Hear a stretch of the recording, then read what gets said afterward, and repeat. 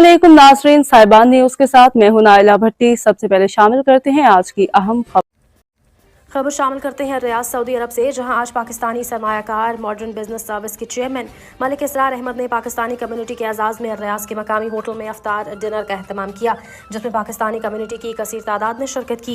तकरीब के मेहमान खुसूसी सफारत खाना पाकिस्तान के वेलफेयर आताशी, पाकिस्तानी कम्युनिटी की अहम शख्सियात जिनमें chairman SAARC journalist association forum Saudi Arab Malik Rashid Pervez Awan, senior रहनुमा मुस्लिम लीग नवाज खालिद इकराम राना, अलकसीम रीजन के मारूफ बिजनेसमैन शहबाज मुगल, मलिक आबिद, राना मोहम्मद अशरफ, मियाँ तारिक जुनैद, मलिक मुकरम नसीर, राना सुल्तान, राजा याकूब, अहमद सुलहरी के अलावा दीगर पाकिस्तानी कम्युनिटी के अफराद शामिल थे।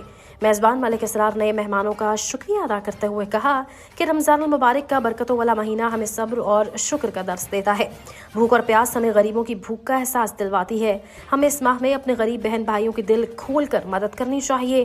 वेलफेयर अताशी सफारत खाना पाकिस्तान तौसीफ अहमद ने खिताब करते हुए कहा कि रमज़ान मुबारक का आखिरी अशरा जहन्नुम से नजात हासिल करने का बेहतरीन मौका है।